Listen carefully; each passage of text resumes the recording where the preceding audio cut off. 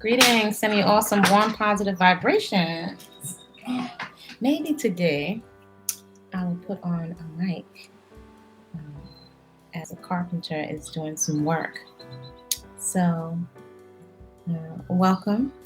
Today, what we're going to be having a conversation about is dysmorphia. And is it body dysmorphia?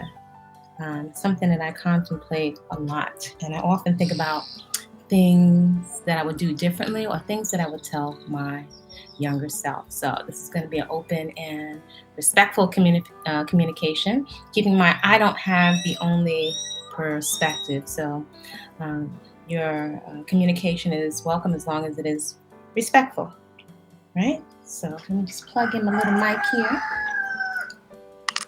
so you don't hear the roosters. And also, what I'm doing is moisturizing my hair. See, this is really what my hair looks like. So I'm working my my Afro flower garden braids, and I'm also just going to be putting a little bit of moisturizer on. And my moisturizer is, who knew, aloe juice that I've made fresh from the aloe growing in my yard. And as we can see, the texture of hair that I have, the porosity, water, hydration initially sits right on top. So my hair is very, very fine. I've said before, this is the hair that many people have found very frustrating coming up because there wasn't as much education as there is now, and so many case studies that we can compare and contrast with our different hair textures. So it's fine. It's an interesting color. Water sits on top of it. I'm not using any products, and that is very intentionally. Why? Simply because I don't want to. And I often contemplate whether or not we are like entering into, I don't know, what seems to feel like a prison. So I'm just smoothing the aloe juice onto my hair, and I'm going to tie it with a scarf. That's it. And I like what I call restful styling, which is just very restful, not only to my hair, right? From pulling, my hair can take pulling, doesn't like a lot of grease. It doesn't like most things. So on my journey, and I've done everything natural. There was a time I had jerry curls and a gold tooth. So I really embrace what I will term radical self-acceptance, really celebrating and being creative with the features that have been divinely assigned. And I comprehend, especially in the climate of the internet, I don't know, it's interesting in psychology right now in the climate of humans. We can be very insensitive to other feelings, other people's feelings, and we just blurt out what our projection, our perspective is, right? Without any consideration. So I understand that is the climate of the internet. This is not everybody's cup of tea. How dare you not have makeup on? You got to do this, you got to do that. I prioritize health and confidence over a made up, subjective, ever moving goalpost of beauty. What feels better to me? And I've accumulated a little bit of wisdom, a bit of wisdom over the years. I was just sitting and thinking, I think it's kind of unfortunate that by the time we acquire wisdom, which is little different than just information. Unfortunately, by the time we acquire some life wisdom, we've made a lot of errors in judgment, errors in the context that it costs us, putting our reproductive organs in harm's way, putting our finances in harm's way, putting the trajectory for our lives, sometimes coming off of the trajectory or the vision for our lives, whether you wanted to dance or be an astronaut or perceive certain things or experience certain things in on the path of your life, decisions that we make in our younger years without the maturity or without the eyes, without the frame of reference. You don't have a frame of reference of experience. Often we'll put ourselves in harm's way and compromise our future. And as my godfather used to tell me, when you're in the adult realm, when you start casting spells, when you do certain things, you just can't take it back with the I'm sorry, right? You can't push a little human being back up into your womb and say disappear back into the ethers on the other side. Some of the things, the scars, and a lot of the choices that we're making, being influenced by other people. Now in the coming at us through the in the guise of social media, I'm humbled. I'm influenced. We are influenced. I have a bit of life experience, but again, it's often not until we injure or scar ourselves or create irreparable damage that we get the wisdom. And in this age of social media, which I would say speaks more to the social media, I find it's communicating. I find most of social media is communicating primarily with our ego, right? And people may have different interpretations of what the ego is. I like to be very practical and common sense. I remember in my 20s visiting ashrams and exploring the village and different clothing styles and meeting different people. Then you're acquiring a lot of information and you don't have the same set of eyes. Well, now when I think of ego, a lot of these esoterical terms being thrown around, they're actually quite practical. So when I think of quote unquote spirituality, that essence or that part of us that is not tangible, that we don't totally know about, right? When we take off these human suits, I feel much more grounded. I feel like I have a lot more discernment. I'm able to enact my common sense and activate my common sense and not go merely off of the enticing words, though very, very convincing. My eyes are a little different now. But we jack ourselves up before we figure out a lot of this stuff. So, for my young flowers out there, distinction between information and wisdom often comes with life experience. And so I realized looking back at my teen and 20-year-old self, I didn't have a frame of reference for a lot of things. Even if I had a little inkling that something might be a little bit off, it's easy to get swept up in the tide of groupthink. I think it is what it is. I'm not ashamed to say that although I would consider myself decently intelligent, as a species, we are hardwired to want to fit in with the group. And I don't think that that's bad or wrong in terms of that being a natural inclination, though without wisdom and discernment, it's really expensive. It costs us a lot. So, I don't know, my lighting is not the best today. I'm just smoothing some aloe juice that I made on. So, I wanted to have a conversation about is it dysmorphia?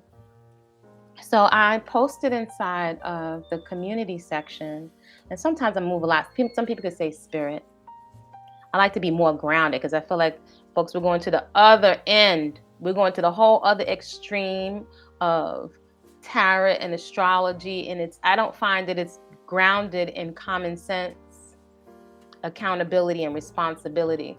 And when I don't see, that's the other piece, right? That's again, if I were to speak to myself in my early 20s, any solutions or any rhetoric or philosophies that are being shared or given or presented to me without the balance of self accountability, even though it may not seem popular or you may not want to hear it, but if it's missing responsibility and accountability and discernment and fully looking at the downsides, I'm very wary.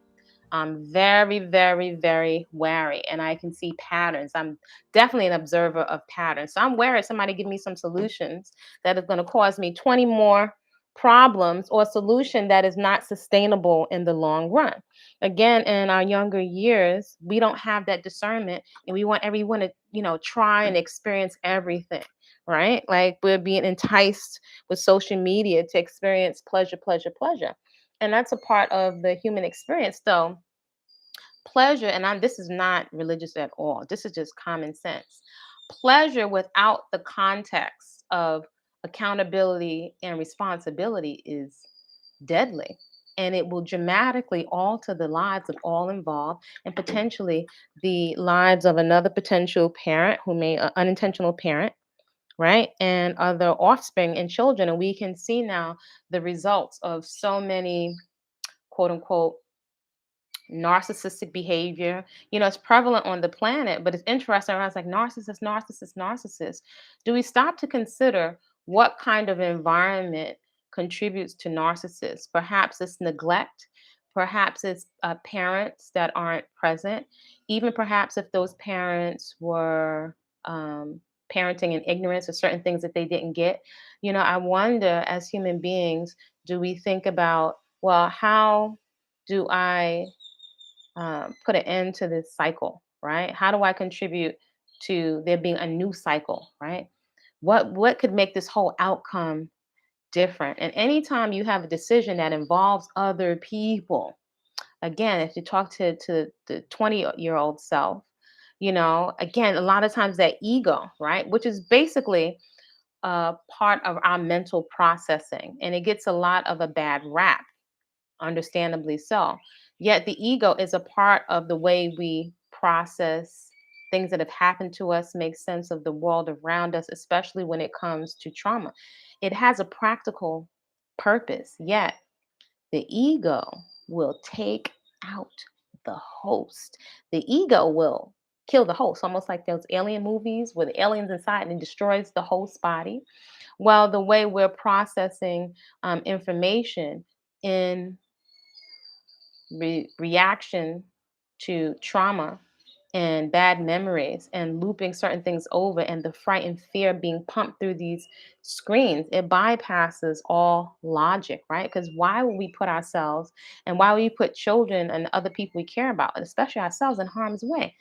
That doesn't make sense. Yet the ego, the simplest way that I can explain it, if I was explaining it to my youngest self, well, its job is to uh, get us out of harm's way.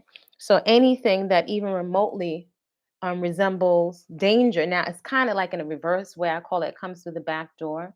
So if you were exposed to violence, lots of yelling, or situations that made you feel safe, then your brain is going to record that so you can remember it, so you can have a quick reaction to get out of harm's way. So anything that feels or even seems like what you experienced before, if something can trigger uh, that kind of memory, then subconsciously you'll move to get out of harm's way. And this is happening subconsciously. It is not in the mind. It's triggered behavior. So we can see the response. We can see lots of triggered behaviors. It's like almost no thought process, no conscious thought. It's automatic pilot. So one of the reasons why I don't like to play with drugs and alcohol, this is me. I'm not knocking other folks if they choose that. But from a young child, witnessing and observing patterns, as someone that grew up in a very religious family, I could observe the pattern that although a lot of the time was constantly spent in prayer and supplication, and at the church, and the gospel was fantastic, there was obviously a disconnect, right? In terms of, as I watch people engage, not just in my family, but also in the community at large, in self sabotaging, self harming behaviors to self and also others, regardless of what children were around. I don't think that people really wanted to hurt themselves, but I think it's just a natural response of when you're in trauma. You want to, if you can't remove yourself physically, then you're going to try to zone out and you're going to try to feel pleasure, right? And that is also a chemical response in the body. So back to this dysmorphia. Inside the community section, I posted a couple of videos today. One I had seen before, I didn't watch it all the way to the end, of a couple of women sharing their experience with removing um, explants, the explant procedure when you remove your implants. And it brought me to a time where I considered not implants, but I considered getting a lift, right? A surgical procedure. Now, fortunately, uh, I'm a researcher and not just asking questions. I think again with the in current times, people have a tendency to just ask YouTubers, right, or strangers, and that's a good enough uh, research. That will count as research. I ask somebody what they experienced, and that doesn't make it's not. Let me not say it doesn't make sense. It's not. I don't think it's efficient or effective in educating yourself fully enough before you make a life altering decision. If I just ask you all on the internet, right? If I ask 10 women, what was your experience? And you all just say, oh, it was good. My doctor was great. That's not telling me enough. For example, and again, this is for us to understand and discern patterns, especially my younger flowers and trees out there, right? It doesn't tell you about this person's personal life. If they are, it doesn't make it bad or wrong if they're taking medications or if they're emotionally unstable, right? You don't have to be taking medications to be mentally, emotionally unstable. And also, that doesn't make you a criminal. That's not a crime, right? You don't know if these people have a healthy esteem, right? If they're in abusive relationships. So people think, and I can tell you, somebody used to be very ripped and cut in fitness. Many women think that it will be the end of your problems if you just get fit. Well, I remember having the experience. I remember there was one gym that I worked in the neighborhood I come from. Um, if you're very fit, you stand out like a sore thumb, right? And so I was working at a gym in Harlem, New York City. Shout out to Harlem. And I remember when a lot of the men would come in, the glances that I would get, or the first thing that people would say was your arms, your legs, your butt. And it's started to feel uncomfortable. I was thinking like, wow, I'm not pieces of meat inside of a meat market. And I experienced that for a while. And I was like, wow, that's the first thing that people see. I will say, at a high-end gym, I could just stand around, and that's how I got clients. People would say, "I want your arms, I want your butt," and after it just felt very empty inside. Now I had some friends, some very dear friends that were also fitness competitors, and we were all mothers, right? Tremendous work ethic, which I thought was fantastic. So it's one thing to have clients, but my headspace can't be what the client's headspace is, right? I would have some friends who really, really use fitness, to help them de-stress and as a sport, really as a hobby and an outlet. So it was really great to have women who are really also into positive thinking, um, training and discomfort, um, finding ways to take healthy time away from your children so you can be a healthier you. So I really, really am grateful. I've had what I call my fitness buddies, right? And I'll always keep a fitness buddy. But then also, I've also trained myself um, to understand that a lot of times I won't have fitness buddies and I'm going to need to motivate myself. I accepted that many years ago, especially as I bought so much equipment, envisioning all of my friends to come and exercise and work out with me. I can't wait. It's going to be so much fun. And I don't make them wrong. Everybody had such busy lives. And then also, uh, it was challenging to get people to get past thinking of it as an inconvenience or fitness or movement as an afterthought. Yeah, it's like going out dancing. Okay, you enjoy that, it's recreational. But I got really clear. I could say for some reason, though I'm very clear what I was exposed to. I got really clear that I was moving primarily because of the way it made me feel, right? It made me feel a deep sense of accomplishment, a deep sense of release, deep sense of empowerment. That was something I got to experience. So that is beyond the aesthetic. The aesthetic is a plus. I mean, that's great. But I could ascertain, and with every year I could articulate it more, that I moved, it made me feel a certain kind of way that nothing else makes me feel. I wasn't athletic as a child. I like to read. I like to read books. But if I would have loved if somebody had put me in Alvin Ailey. I remember once they came to our neighborhood, some Alvin Ailey dancers, and I saw this young lady dancing, and I just looked and I said, "What is that? Whatever that is, I need to be doing that." I would have loved to have taken ballet. I would have loved to sprint. Right? They had Colgate games back in the day. So my dad is Bajan, Barbados, right? And my parents were busy working and surviving. So that wasn't really uh, on their radar. So I don't make them bad or wrong.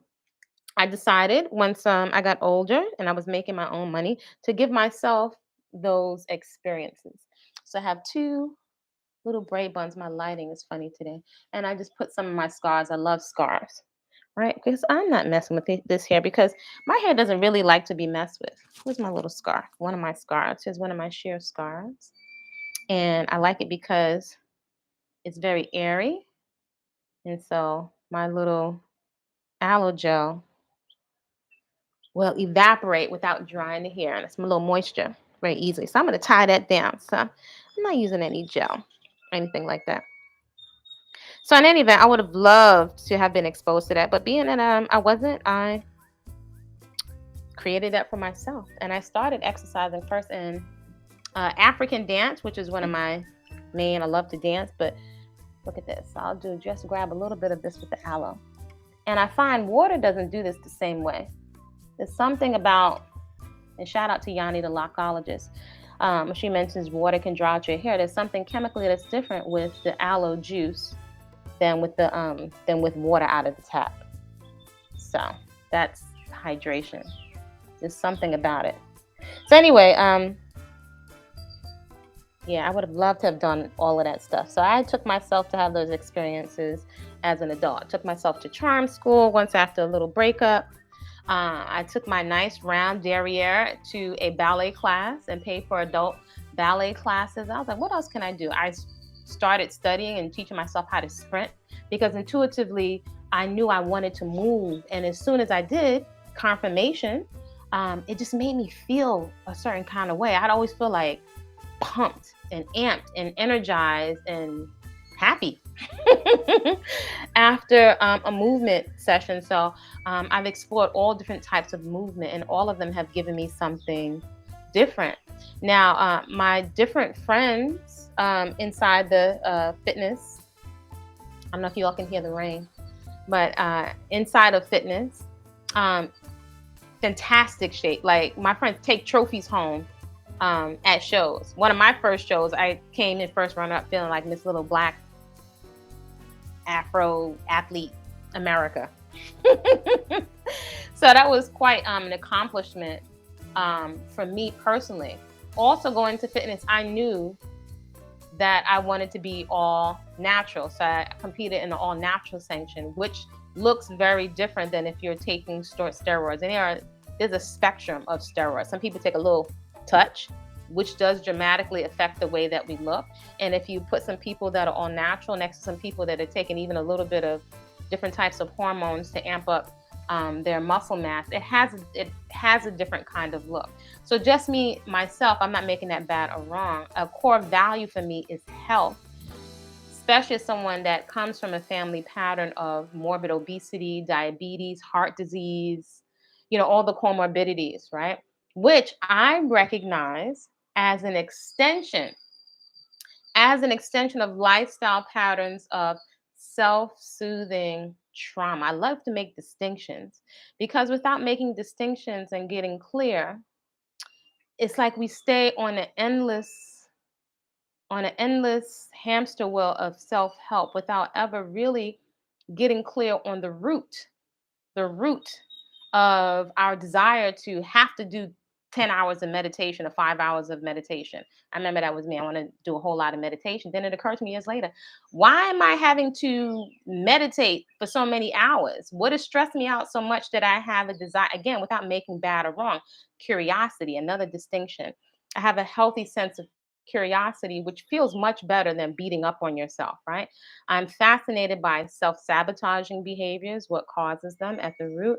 And I'm also fascinated by self-actualization, which can be observed to a certain degree in athletes or just people that seem to not have the mental blockage to full expression movement, full expression pursuing what it is they want to do, education, even if they don't have any money. Some people don't appear to have blockages to being creative about pursuing those things, right? So I'm like, what is it? How much of it is natural abilities and talent? How much of it is trauma? How much of it is a lack of being exposed to trauma? That can perhaps stunt a lot of our growth and have us constantly relooping a narrative and a story that is disempowering and shows up in our behaviors. So when I was competing, quite a few of the girls, like when you start getting, the more lean you get, you can have a tendency to start to lose your ratio of lean mass to adipose tissue changes. Not only fatty tissue, but as you lose a lot of fatty tissue and put on more and more muscle, which, to be honest with you, in my humble perspective, That is not usually a concern for the average person. Why do I say this? Because the volume of training, the amount of weights, most people, the majority of people are never going to do that. And most of us, the majority of women, do not have those kind of hormones in our body for us to get massive like that. If anything, sometimes you can see, you don't see your muscle definition. You can appear bulkier because you have muscle, but if you have a lot of water retention and fatty tissue on top of it, then you're not going to really see the muscle that's underneath that. And that you can observe in bulking and shredding sessions or seasons throughout the year for those people that are really into the sport. Bodybuilders set the standard pretty much for the eyes of most people when they think of fitness, bodybuilders and runners. Though the layperson is often not making the distinctions of training, volume of training, how long it takes to get a certain kind of way. So there's not the eye or the frame of reference, right? And people are very fear based in our approach to fitness, which is another reason that most people don't sustain fitness throughout a lifetime, or they burn out, or becomes I've been there, done that. It's like trying a new outfit or trying a new restaurant, or you try something new, the momentary enthusiasm wears off. I found, though, in contrast, because I pursued fitness, I would even say, well, I say all the time, it's so deeply therapeutic. It is such a release. Before I could fully articulate it, that is one of the reasons why I've sustained it for so many years, because nothing else made me feel so good about myself. Again, before the aesthetic, and we talk a lot about this in the mornings and coaching, by the way. Feel free to join in on classes Monday through Thursday at 5. It's 5 a.m. It's early, and it's early for a reason. 5 a.m. Eastern Standard Time, Monday through Thursday, and Fridays is a community class, right? So that's sliding scale, donation based. So I don't turn away any women and girls. So I'm moving because of the way it makes me feel. And a lot of times, if you go only for the aesthetic, it usually never lasts. If you only go, because it's not whole, it's not taking the whole context into consideration. It's not taking into context your lifestyle, what challenges you have going on, your work pattern, if you have children, your spending plan. It's what's going to be sustainable when you're not in the mood anymore. And if you're not inclined, right, if there's not a big enough payoff, right? If the discomfort makes you go, oh, I don't feel like doing it, then it's not going to last, right? Looking at a celebrity or an icon or someone who has a quite dramatically different lifestyle situation than yours was kind of not fair to yourself. I even remember a time where I had clients say that, well, you have a certain kind of body because you work out in the gym, you work in the gym. And I remember thinking like, no, not at all. And actually, I think that was the time where I stopped using, I just said to myself, I'm gonna stop using equipment. Now, initially, it was always inside of my apartment. People used to think I was going to a gym, and I just had a little setup, a really little teeny setup with an old school aerobic step, some outdated, I really like those tapes, some old school tapes that it took me forever to catch on to the routines. That's initially how I started. But I did that because I couldn't keep dragging my baby, my infant son, my new baby, up to Harlem in the cold from Brooklyn to African dance class. And that was so upsetting because that was my release. That was my pure joy. And I needed something to make me feel that way. So I said, well, what am I going to do? Because if I I remember distinctly, clearly, if I don't cut out the excuses, then, and the way that I like to eat, that family pattern of not just eating delicious food, distinction of self-soothing with food, that was already ingrained and installed. And I'm very clear, we say programming. I invite you to consider human conditioning is not to be underestimated. We are easily conditioned. School, church, family structure, we are conditioned. I'm humble. I am humble. I say to my folks I work with all the time, this is why I have been an avid researcher and studier of junkies, right? That self-sabotage is part of in our wiring. Ifa Naloshiwala, I'm addicted to coffee. I want to quit. I failed so many times. It has so much control over me, and I don't like that. Any advice? Well, there's so many things. I think we can have a tendency, and shout out to Candace and Carolyn, always with positive greetings, and Ifka. I think we're not really encouraged. The information is there today. We're not really encouraged to go to the root. Gives me chills. I encourage you first to go to the root and to educate yourself. And that's why I'm big on education. Actually, every Sunday, there's group coaching, there's ongoing group coaching, whole living foods, whole living fresh and unprocessed foods, and fitness. So for those folks that are really committed to investing in themselves, it's really great investment. You get back so much more. But every Sunday we meet, we go all throughout the year. And the goal is specific results. As someone that's a trainer, and I know I've paid for coaches over the years. If I'm training and I'm going to the gym every day and then I'm raw food, my body should not be looking the same every 3-6. At the end of the year, then something is off. There's something that is not being accounted for. Right. And none of us does something without a reason. So something to consider is that part of the way that we're conditioning not only the mind, right? Because it's mental and it's emotional, but also chemically. Once we build certain things into our system, our body likes cycles and it runs. It's a system. It likes habit. It likes rhythms. It's something chemical that we get fixated on, right? So I love distinctions. So perhaps consider, is coffee making you more restful? I know, it's culturally acceptable to drink coffee to pick us up, right, at work, right? Now, I enjoy the smell of coffee, yet how it occurs to me, important distinction, how something occurs to me. I know watching so much fixated or addictive behaviors, chemically addictive, right, and emotionally addictive or self-soothing behaviors, I don't need another addiction. So when I think of the adrenal glands, right, and chronic fatigue syndrome, the adrenal glands have been burnt out, and that it is hard to recover. It takes some people years of the body being burnt out. So I know that caffeine burns out the adrenal glands, and we're taking it to keep us moving, moving, moving, moving, working, working, working. We even take great pride in how that was me. I just love to brag about how little sleep I could go off of. But I invite you to question, is it the scent of coffee? Like, to deconstruct it. Is it the scent? Is it only the scent? Because you can just smell coffee. Is it the temperatures? There's an experience. There's something sensory that we're getting out of the different substances, whether it be sugar, whether it be starch, whether it be fatty foods, fried foods, oily foods, right? It's it's the way that we're soothing ourselves with these substances. And in soothing, we're kind of not thinking very deeply, right? Who's thinking about the discomfort or the way that we're taxing the organs? Nobody's thinking about that. The soothing is a type of pleasure, right?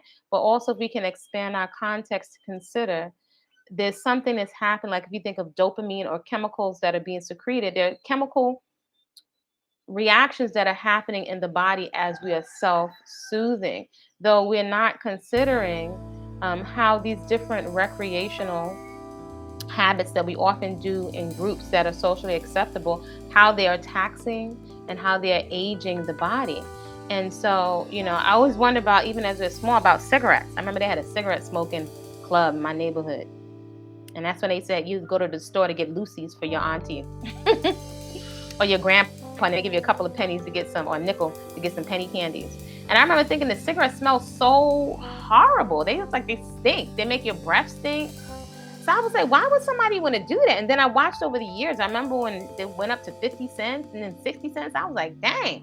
And grandpa keeps sending me to the store for these cigarettes. But I'm going to go because he give me money for penny candy. But I was like, his coffee and his cigarettes. I was like, wow, why would you do that? And I was like, they're so expensive. I was like, what do you get out of it? So when they had the cigarette smoking club, we was grown and we was cute. We sneaking in somebody's building to find out which roof door is open, and we gonna sneak up. Ooh, I ain't gonna say the name. I remember all the girls, we went up there, the bigger girls, because we're mimicking, we copy, we want to be validated. I was also in a new neighborhood, so to be accepted into another group, right, of the girls from the neighborhood. So we was up on the roof, and everybody got in I think Lucy's with 2 cents. You got a little Lucy, and somebody had some matches. I remember we were trying to get the matchbook started. That was a big deal. And I pull out the cigarettes and smoking out with that. First of all, you cough it, but we was cool. Anybody coming, y'all? Because it's the thrill. You also, because we're sneaking and doing something, so it's exciting. We're sneaking to smoke these cigarettes. And I was thinking, like, We're sneaking to smoke these cigarettes. I'm coughing, I'm choking, it stinks. I'm wondering if I'm gonna get in trouble because my fingertips smell like cigarettes, so you're trying to get the smell off of you. I was like, I could have had some Pal gums, I could have had some cherry chans, I could have had some malted milk balls. I'm like, I'm not doing this. I'm not doing this. I'm eating all this stuff. Well, I didn't get pimples back then. That was later, but I was like, I could have ate something. I prefer to eat. I was like, it stinks. I'm coughing. This is not pleasurable. I was like, why would somebody want to do this? Similarly, when my parents, right, my dad is Bajan. So when my dad and my mom, they used to have parties and play like, calypso and soca, and little children, we were like peeking around the corner and looking at my parents at their parties, like, oh, look how mommy's dancing with daddy. And when they would be asleep or whatever after the party was over, we'd sneak in, and me and my brother would try to take the little cigarette butts and put it to our mouths to see what the big deal was about. The adults were doing it. That probably wasn't safe. Other people's spit was probably on there, but I was like, this is disgusting. This is not fun. So I always wondered, what's the point at which we're doing something to seem cool? What's the point at which it becomes pleasant in the body? Like, call me simple. But this, to me, is very demonstrative of how we go with groupthink, because you're mimicking something. It's not pleasant the first time. Most people, I hear them coughing. Now, if you do it after a while, right, you're going with the cool people outside the club or sneaking and cutting class or whatever to smoke the cigarette, eventually you become chemically addicted. You are altering your chemistry. So for me, in the simplest terms, I've seen people, I don't know if they put those commercials on, but I remember back in the day, you used to have the commercials as a little deterrent from cigarettes. Keep in mind, years and years ago, doctors used to recommend cigarettes to pregnant women, right? So no wonder there's so much confusion, because they flip flop all the time. This is why you got to use your discernment. But I remember seeing a commercial where the man was I saw several different commercials where people would put the cigarette to, oh my gosh, to the hole in their neck, and they could barely talk, and they had to put a little something like a microphone to their voice to speak, because they had emphysema from smoking. That terrified and horrified me. Like, oh my gosh. I was like, so I'm like thinking, like, why would somebody do that? And then I've seen people who use heroin back in the day, and they had their fingers were big like boxing gloves, their hands, and they had needle marks. And I'm like, I'm scared of needles. Like, why would somebody do that? So that was good for me. That was good for me. But I also would say I understand, you know, um, the self-soothing with the food, right? Because I don't think we're preoccupied with food when we're children. Actually, your parents have to make you come in and come eat, because who's thinking about food when you're running and playing tag and playing Ringalavio and Double Dutch? Nobody can get you to come in, right? When I'm dancing or doing African dance, the last thing I want is food. Actually, those are times where I want to just feel light in my body. I don't want anything to inhibit me. I want to be fully self-expressed. Interesting. I see today that women, as we mature and as we have children, I find many of us are resistant to dancing, or we feel embarrassed or not comfortable in our bodies. I think there's an issue. I think there's something to that. And as somebody that's had my son in different children's programs, and constantly taking my son all over the different programs, I'm always, with the mothers, I'm always thinking like, where's the class for the adults? The parents need to be dancing just as much as the children. So we feel very proud to take our children to classes. But I'm very clear that stressed out parents or older adults, humans, need to be dancing as well. And somehow we lose it. We become very inhibited. So anyway, let me go backtrack back to the fitness competitions. As you get very, very lean, if you're in the environment and you think about what shows are you going to be doing, and you're going to travel here, and I heard this person's doing this and that show, and you're looking at physiques and how do you get bigger rounded shoulders or better legs, and what techniques are you using, and we're peeking in each other's food bags. uh, Somebody very dear to me got their breasts done, and I remember thinking like, wow. Now I'm very, into health. Like, health is the most important thing to me, and it seems like very simple. If something doesn't belong in your body's going to reject it, and it's going to have a response. Now we know it's an inflammatory response. So I'm thinking, I don't want to give my body something extra to deal with, right? And I've breastfed, for almost a year and sustained life. So I'm thinking, oh, and so then when you speak to people in your research, I know someone else dear to me that they didn't have implants put in, but they got a lift. I said, okay, maybe that's a possibility. Maybe I'll just get a little lift. But then, as they share with me, they have to cut your areola or your nipple and then move it somewhere else.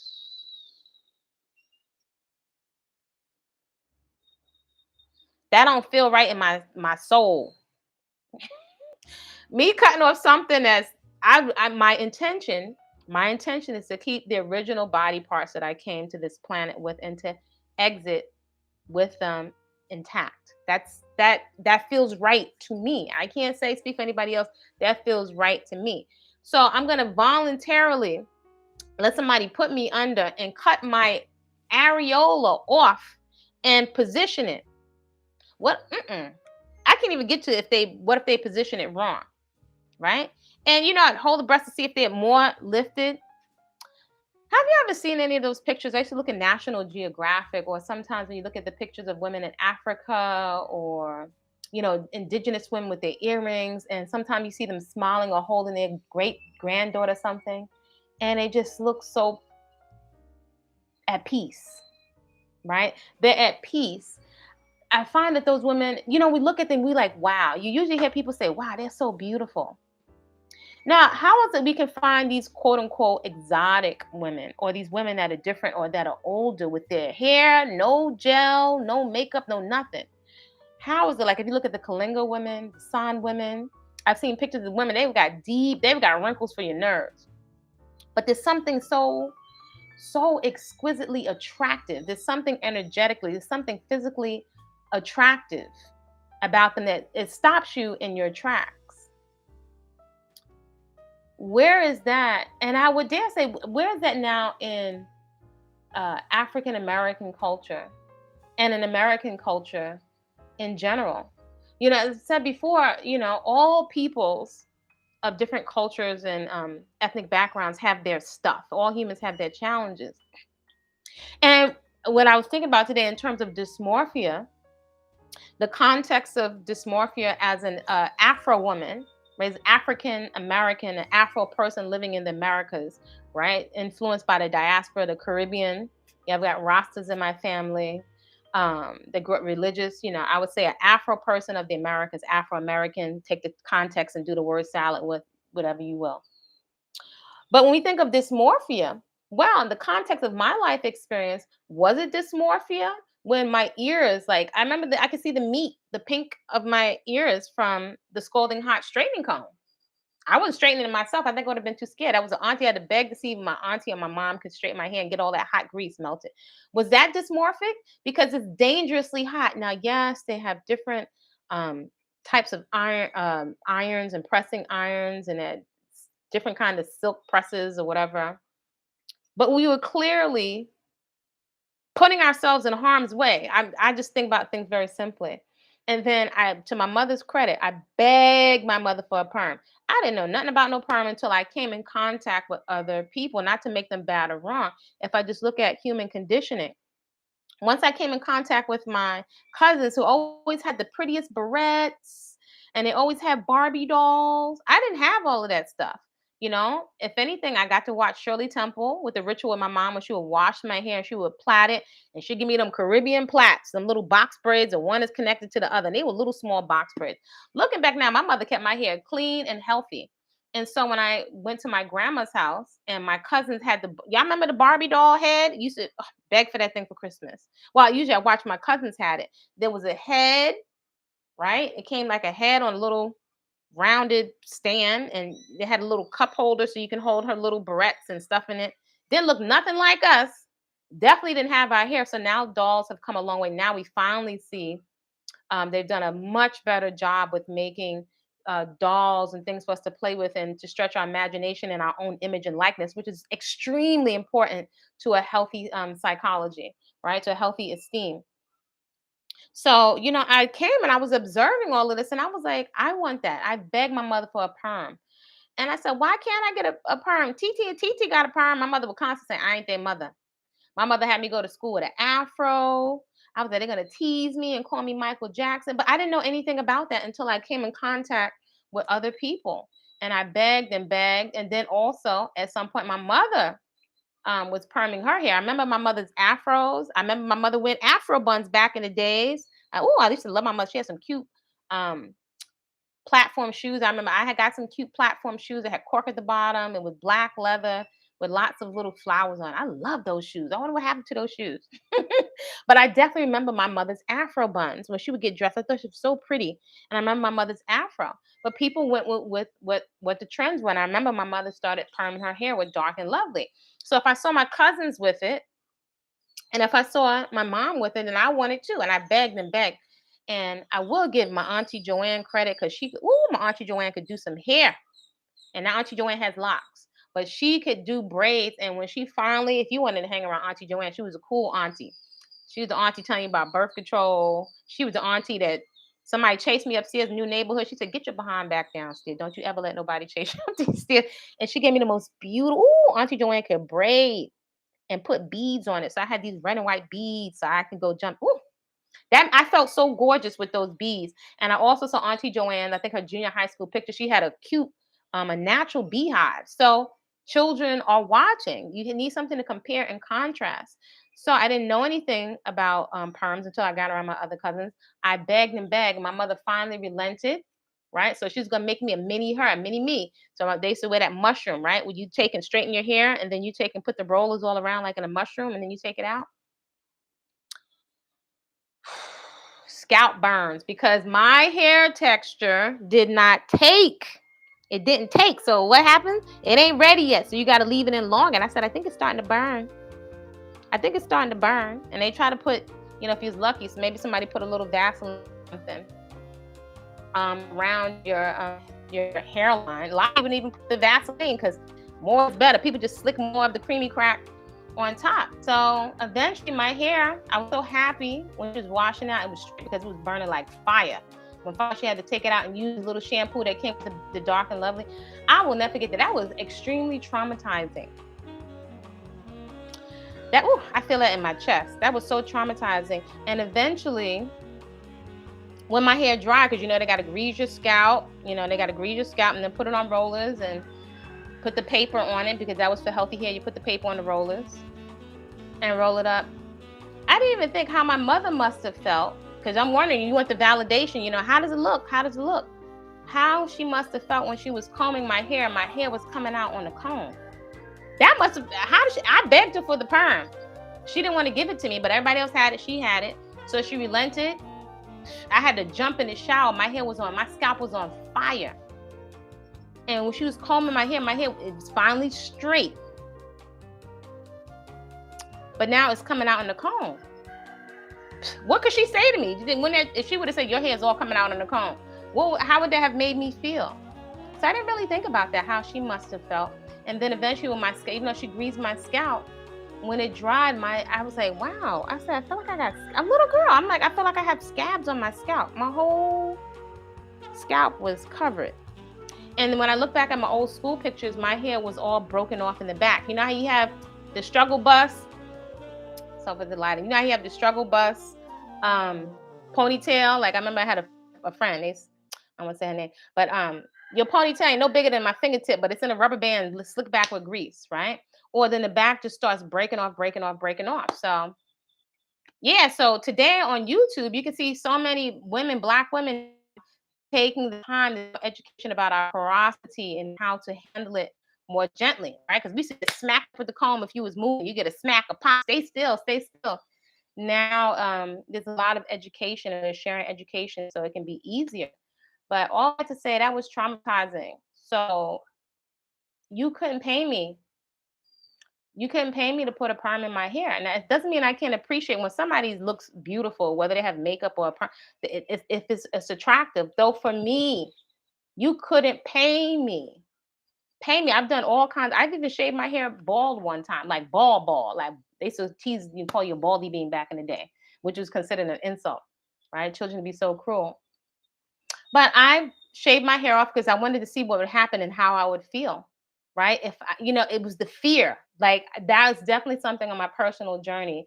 I have addressed the fear to see what would happen, right? And I cut it bald, and then after that, I went to like a little peach fuzz, only anything, and I wore that for years, and I felt very exquisite and very attractive. So I've said before, if my hair's hanging on by a shoestring, if the hairline was back here, or something happened, I got sick, it's coming off. Because at one point, I even got my own clippers, and I'm comfortable with my own hair, so I don't have to deal with the whole culture at the barbershop. I can nourish and nurture and take care of myself. Now with the breasts, um, the areola thing, move cut my areola, and I was like, what if they mess that up? And what if it doesn't look right? I'll just get a good bra. And then it also occurred to me, right? If I take my body to the max, and this also I think comes from me working in fitness, if I take my body to the healthiest that it can be, and the best physical state that it can be, and I know how much volume it takes to really change the shape of your body. One of my besties, like her chest, she should look like you could see strong pecs behind her breast tissue because she did so much chest work, like the way she would bench press and so much push up. She's so strong that I was like, whoa, it looks like there's a big chest behind the breast tissue.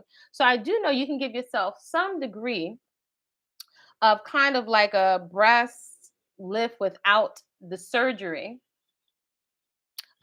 just by doing exercises. So my grandmother would say, do your best and wash your hands. So let me also say, before I was officially working as a trainer for many years, I worked in a holistic health center. So I would sit there and have to do the second part of the consultation, what was recommended for people if they were taking their green juices and the protocol that the person would give to them. I would go over that with the client. And so I saw so many people of color, although people from all walks of life. I worked in several professions where I would have to sit and see the people when the doctor told them they couldn't do anything else, or just the years of neglect.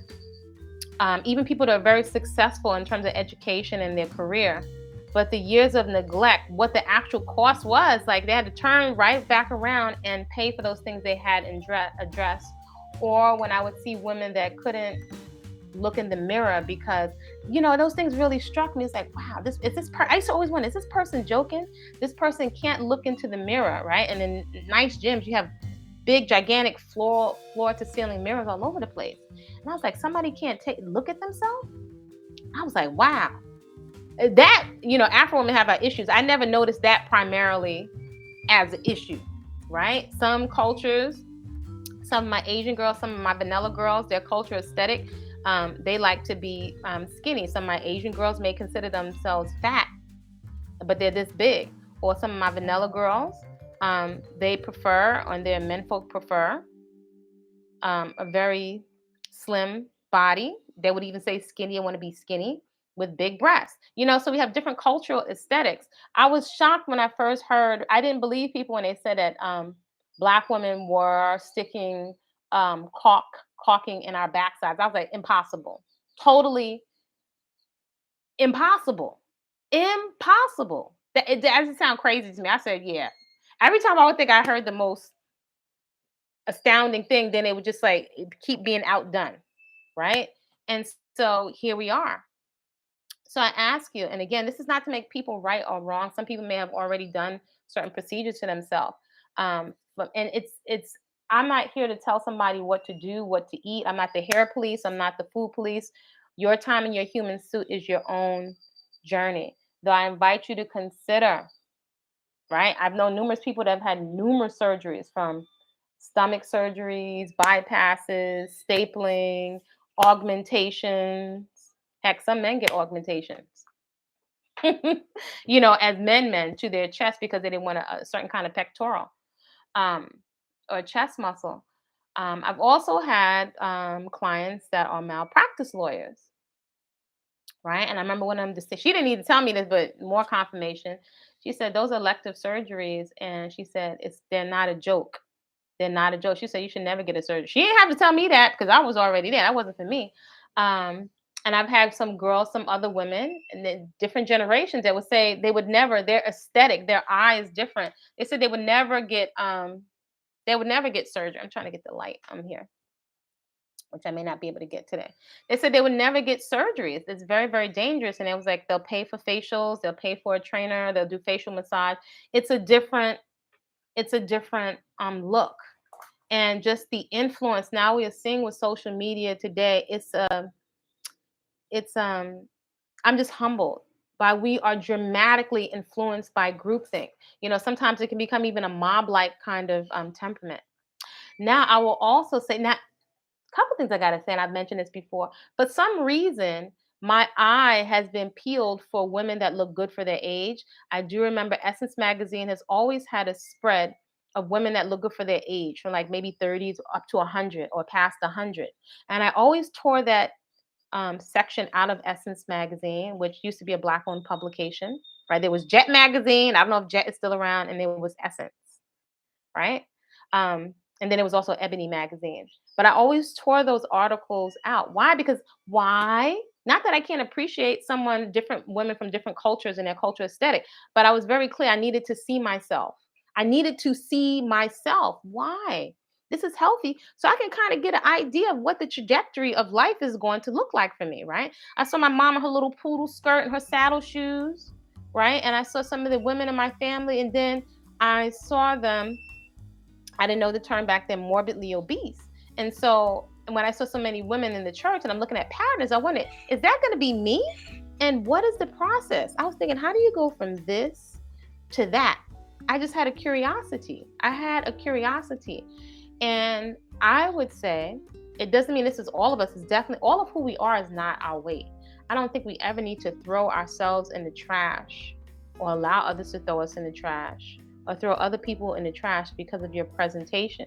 Because I've also seen in the fitness world, you can have a ripped up body to shreds. That doesn't mean that you're a nice person, that you treat people with respect. Sometimes you can't see how people are getting the results that they're getting, right? I've seen all kinds of things in the so-called fitness industry. Fitness doesn't necessarily mean health. It just doesn't. That I got very clear on. And that's one of the things that was really like, had me decide, like, you know what? Because I was like, I'm out here going to be representing the girls in my hood. I want young women to see that women. I always sported an Afro with a curly flower. So I don't often put those pictures out because it is me in a bikini. I'm not ashamed to be in a bikini, though there's all kinds of like kind of skeevy energy out there that's very immature and kind of disjointed, that I don't always put those pictures up. Recently, I was sharing one of those pictures because it was something to accomplish a certain kind of physique naturally. And as someone that's a mother and a woman,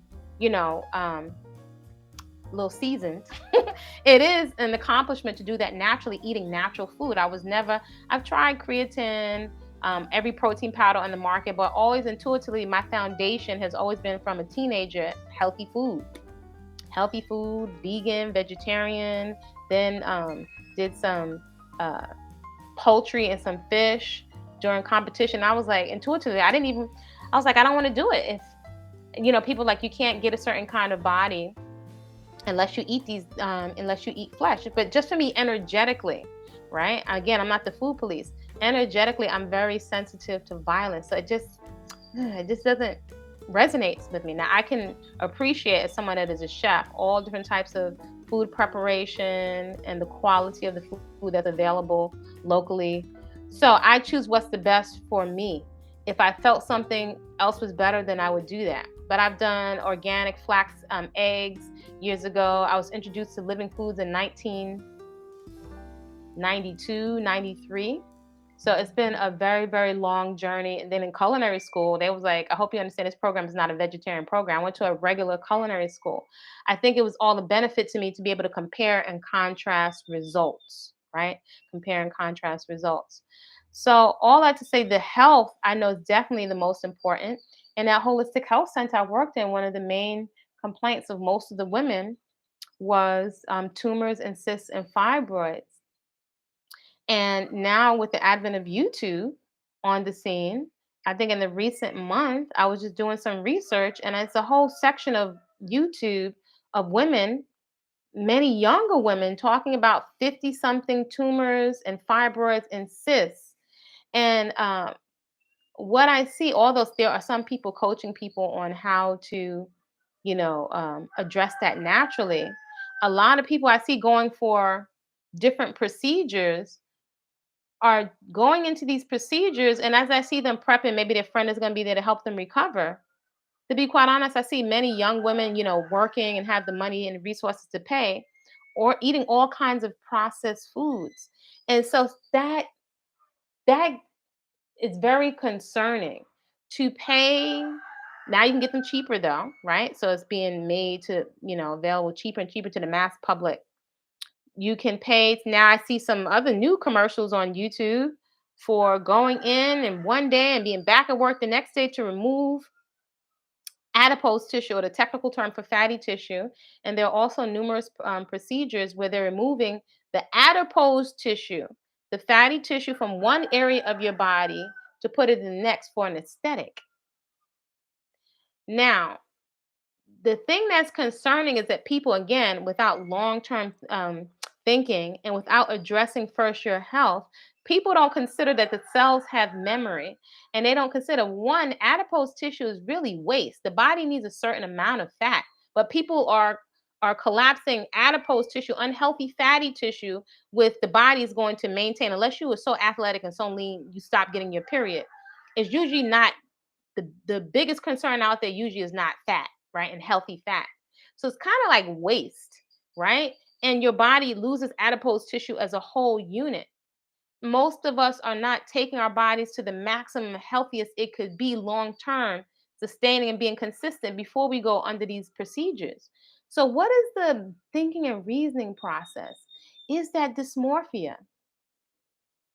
Would we be honest to say that? Or do we just go with the groupthink? Are we just following all the housewives shows? So I'm humbled by just how much we're affected by the music, which is very hypnotic, and how much you can suggest behaviors and values or lack of values to the music. I love soul music and hip hop, but most of it, my ears are a little different. I cannot sit and listen to abusive music. I can see how you can change the narrative, but it has gotten to such a low point that it feels very unhealthy. And so a lot has been normalized that is actually unhealthy. So, oh, do we wait for somebody else to point out that something is unhealthy? If I have folks that I know personally that I'm working with or otherwise, and their movement, their mobility is compromised, and they're technically morbidly obese, and I can think of a couple of people right now, and they'll say, I asked, have you tested for diabetes? No, I don't have diabetes.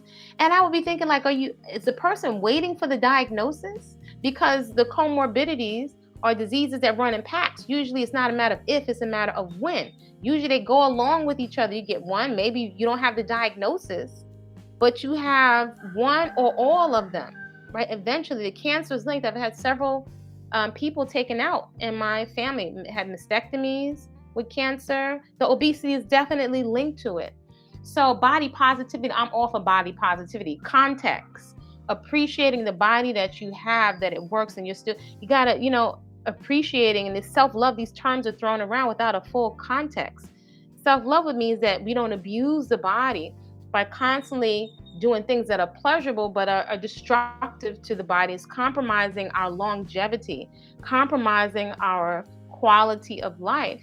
If we have to fast forward the tape, and if we are we're carrying too much extra weight, then how do you, and I just tell you from a practical sense, right? Because these are things that are not on your radar in your 20s or your 30s. Folks don't consider you can lose your grip strength, your ability to use your thumb. Women don't have as much upper body strength to be able to push things out in front of us. So can you imagine being a woman that's older and you can't push yourself through a revolving door? Does it ever occur to folks that if you're afraid of breaking something, that you could become inhibited and not want to leave your house and be a prisoner in your apartment? Now, who's thinking about that in your 20s? Nobody's thinking about that. Y'all, let me know what you think.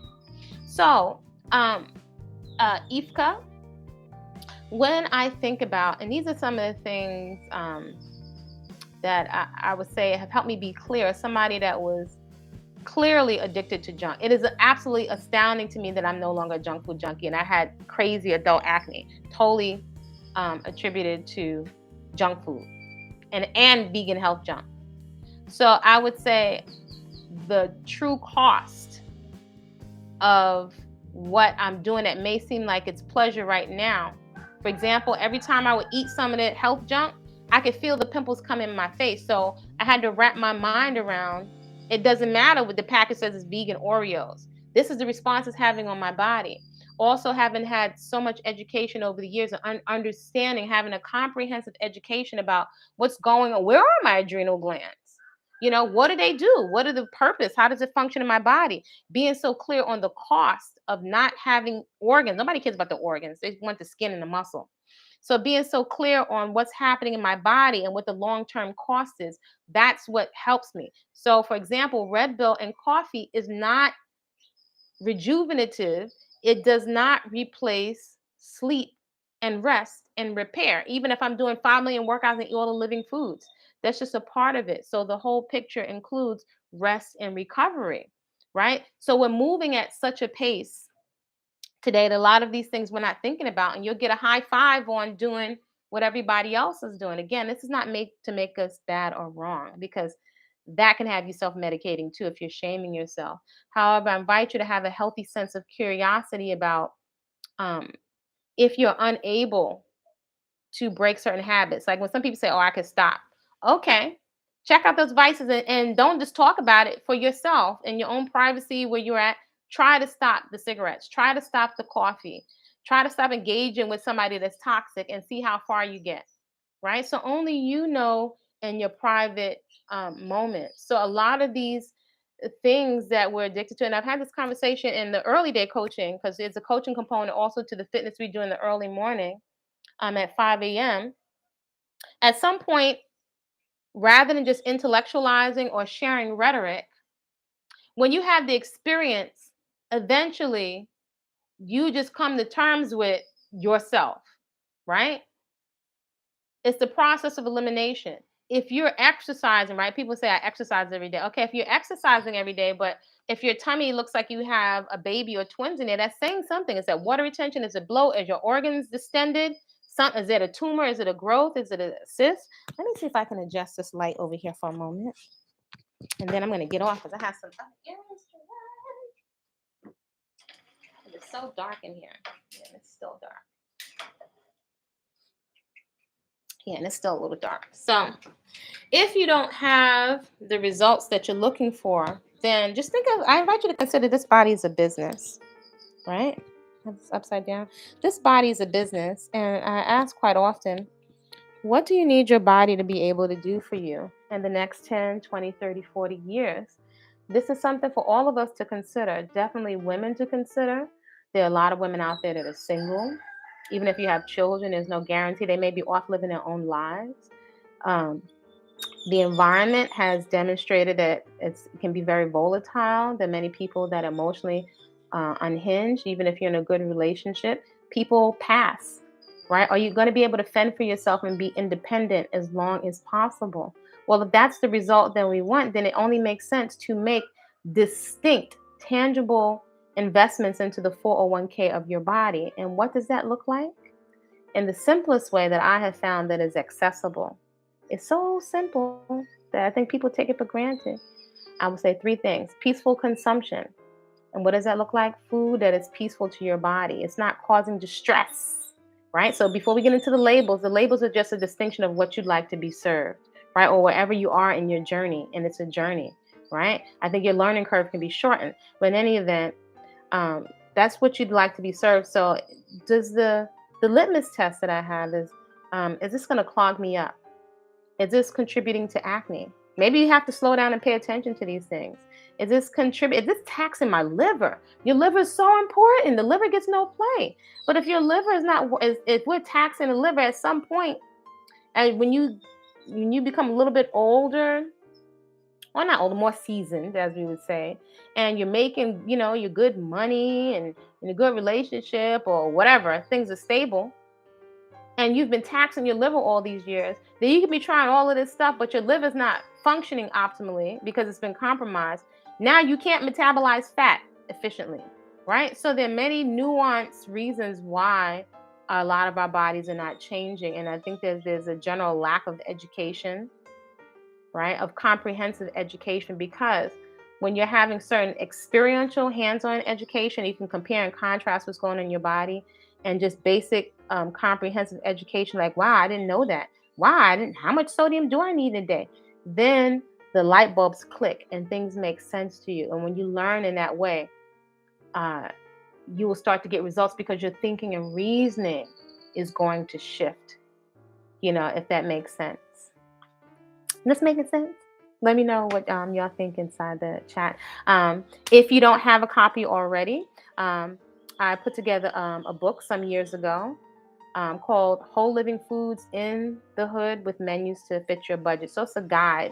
That's a lot of the questions that I was thinking, like, that people would ask me, that could save people a lot of time. It doesn't have to take you 30 years, right? And you don't have to be attached to the label.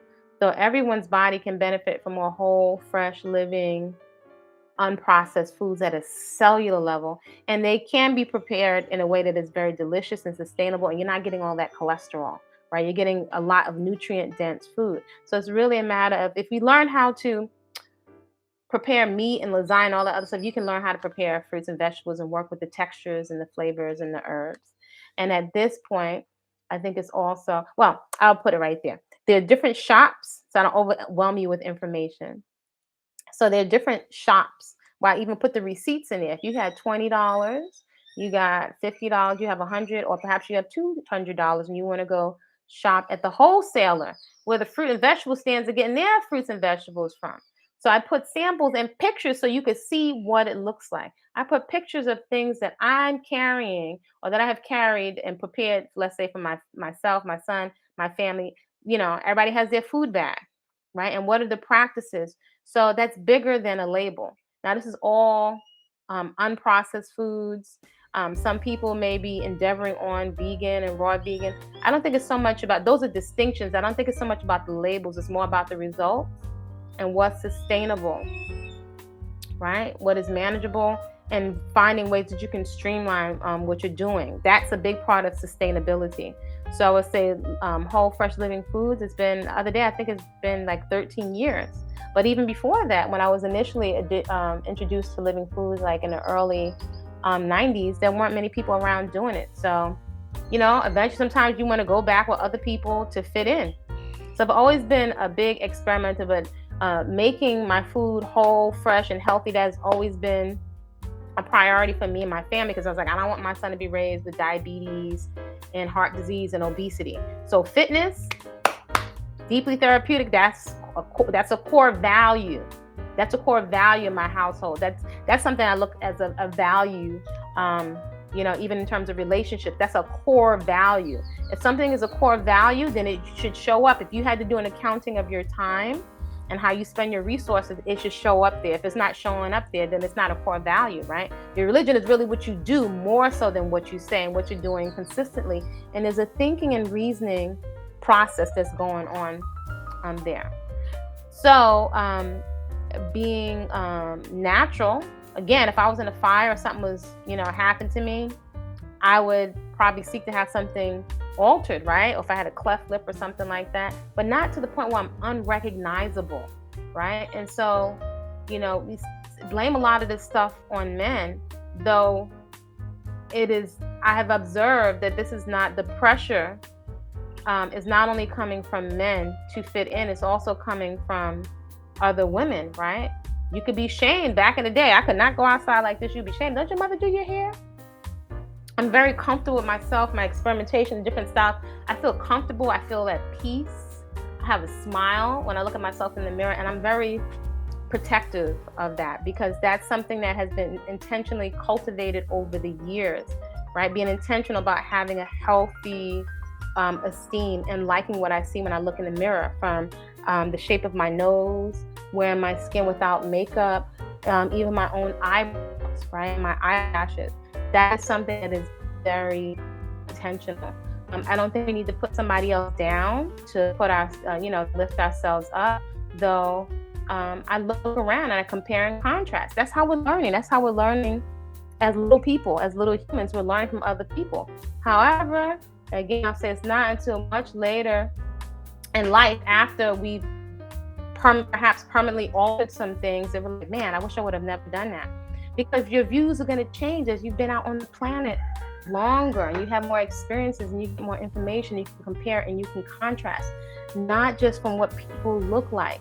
If somebody looks a kind of way aesthetically, that does not mean that they are emotionally stable or they're content with their life or that they're healthy. I don't think we need to be taking advice or mimicking everyone, because you can't see what's going on in between their ears, right? You usually don't have a vetting process at a younger age. So, is it dysmorphia? I think to some degree there's dysmorphia. And I'll also say this: there are some women that I find so inspirational. And one of the things, as I mentioned, like the San women, or if I look at some of these women in indigenous cultures, they're just living it like they're just more relaxed. They seem relaxed, and I'm sure they've got issues of people, colonization, all the other stuff, but they just seem more at home and at peace. And when I think of my grandma Lou, who was in her 90s when she transitioned, I never saw that woman with makeup on. She always rocked her own little plaits and hairstyles, and she's one of my icons, right? And then it's my godparents, and particularly my godmother. I remember one of my god sisters came around. She had put extensions, and I'm not making it bad or wrong. Observation, right? How we are making sense of things. She had put extensions in her daughter's hair, right? And we used to apprentice with dance. And I never forget. She said, "Now why you?" She just said in the light, she said, "Why are you putting that in that baby's hair?" She said, "You giving her a false sense of self." It just rolled off of her tongue, and I never forgot that. Right? She said the way that resonates, she said, "You're giving that child a false sense of self." I've seen little girls, there was this beautiful little girl in my neighborhood, and she had a little short afro. Oh my gosh, that girl looked like she was so stunning. And people used to tease her so bad, so cruel to her because she had short hair. She looked like a cute little afro chocolate button. And she was teased so bad for having short hair when she was absolutely exquisite. She was exquisite. And when I think of when my grandmother said, "You're giving her a false sense of self," she didn't say it from a vindictive place. She didn't say it in the sense of putting her down. She was just saying it very lighthearted. It just rolled off of her tongue. But I never forgot that. And so my eyes have been kind of geared towards acceptance, accepting what I. You'll have stretch marks, maybe some corns. That's called wear and tear on the body. We relax and feel at home in our own bodies? Question. Or do we submit to the dysmorphia? I think now it's something to say that it takes courage to be comfortable in your own hair and skin. It takes courage to not have to fake in front and really maximize the resources you have and not have to put on an air because we're being so performative for other people. I think it's contributing to mental emotional instability. The pace of trying to keep up and you can't feel relaxed. So, I got three things on this channel that I think can be helpful that we have access to: peaceful consumption, food that demonstrates that it loves you back, garden therapy, so everyone can grow something, and a personal movement practice. Those are three leveraged lifestyle practices that are going to give you back so much more for the investment of your time and your energy and your attention. That's a non-renewable resource. A non-renewable resource in IFCA. Um, there are other things that you can drink, right? If that's your thing, the sensory experience with the coffee, the smell, and the warmth, then actually, I like to say nature gives us so many treats. There's no reason to cheat. Once you can recognize how is this affecting my body physically, and what other alternatives are there that are natural. You don't even have to go get a whole bunch of fake food. So, do y'all check out, you're welcome to check out Whole Living Foods in the Hood with menus to fit your budget. There's going to be several courses, intensives that are coming up. If you'd like to work with me, they're going to be going for several weeks. So they're all based around a movement practice, starting some kind of garden initially because it's therapeutic, but also there's food sovereignty, so many other things tied up in there, right? And then your fitness along with your peaceful consumption. So if you have questions or you need to reach out to me, you can reach out to me if you're interested in group coaching. Info at body-culinary.com. The classes, there's a link for classes. It's at 5 a.m. Eastern Standard Time. We hit it and we quit it and you can transform your body in a little.